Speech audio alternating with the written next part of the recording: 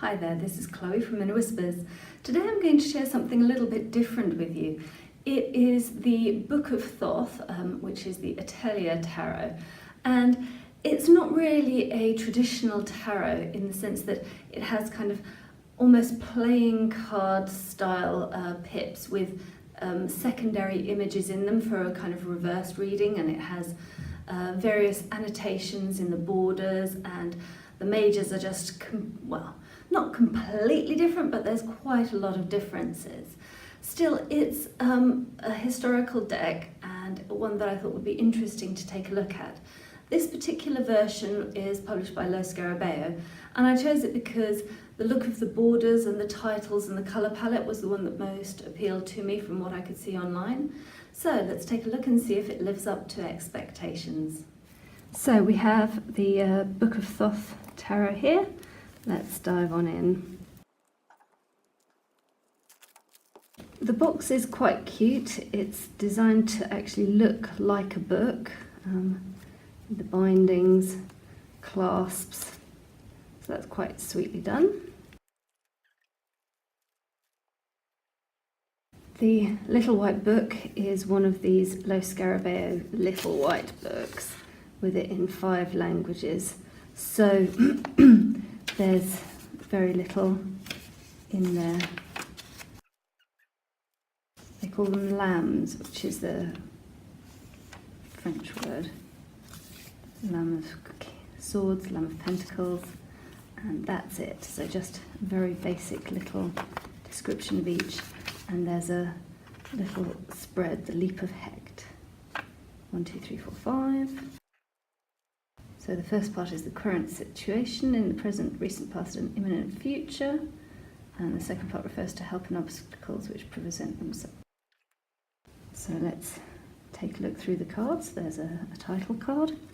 And then the first card, which is the querent card that Etteilla put in. Clarity, which is the sun card, second card. Here we have water, plants, and air. So straight away, totally different. You know, sun, plants, air, earth, travel, night and day as a balancing card. Oh, this is the stars as a card, so that's hence the astrological symbols. I liked that this has the titles typed out because they're very hard to read in some of the versions, and also the colours have been sort of enlivened a little bit, I think. So this is the birds and the fish. This is rest, or the female querent, and then we have justice. Card 9, so temperance is at the position 10, strength at 11, prudence, so we have all the virtues together really. Interesting sort of snake around a mirror and a book. Marriage, so this is a bit like the Hierophant card really, but it's number 13. Then we have the devil. The magician, card 15. Judgment comes in at 16. Then we have death at 17. The traitor, which I guess would be like the Hanged Man a little bit.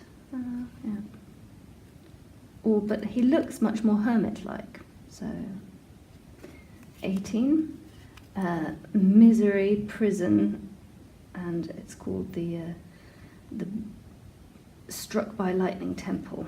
So the Wheel of Fortune comes in at 20, and then we have a kind of chariot style card, which is called the African Despot at 21. Now we move into the suits. So this is the King of Wands, the Queen of Wands, the Knight of Wands, Page of Wands. Then we have obstacles and betrayal for the Ten of Wands, the Nine of Wands, Eight of Wands. So you have this sort of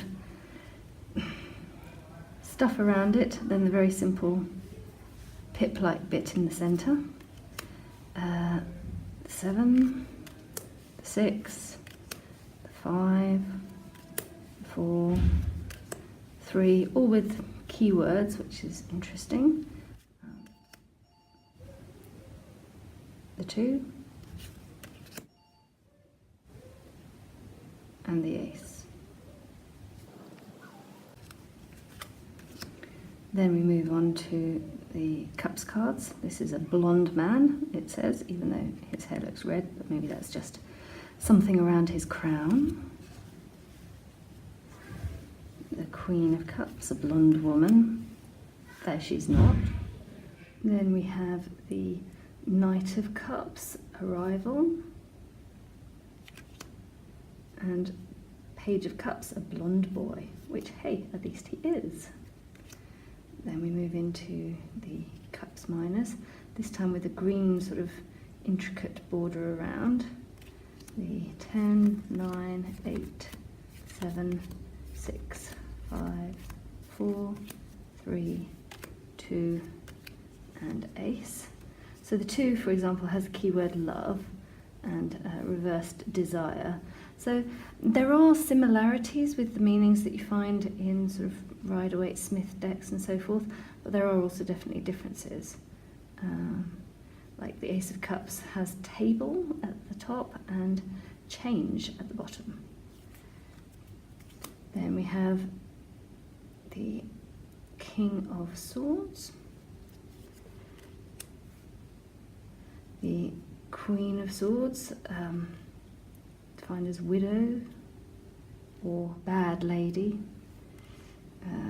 The military man is the Knight of Swords, or ignorance, reversed. And spy for the Page of Swords. We have tears for the Ten of Swords. An ecclesiastical person for the 9, or justified defiance, reversed. So, you know, quite interesting perhaps, but not necessarily helpful in some cases. The 8 of Swords is criticism. Hope in the 7, very different, or sage advice. 6 is a road, the route.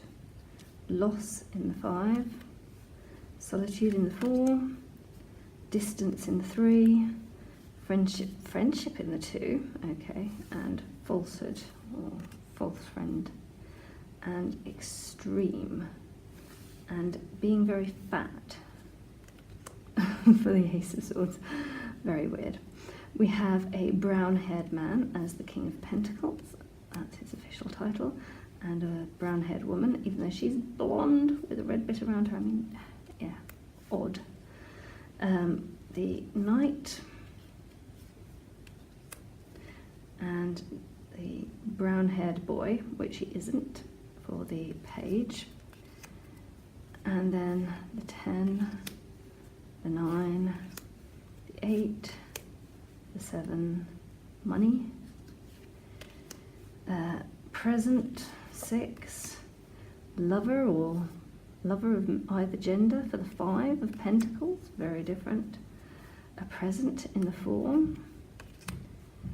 a noble or a child for the 3, and being embarrassed or a letter in the 2, so very much out there, and perfect contentment in the Ace, that's nice, or a purse of money.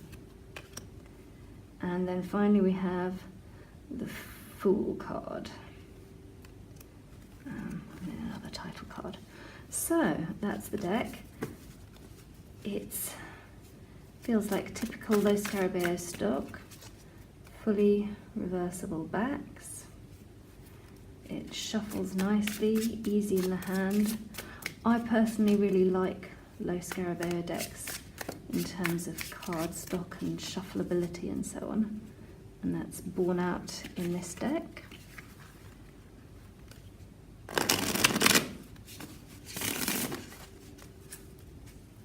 So it riffles well,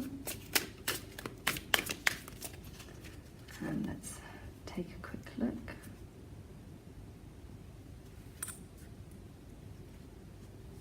So, protection, the birds and the fish upside down. What do you want to protect this week or today? And what do you need protection from? How can nature help you in that regard? Blessed be.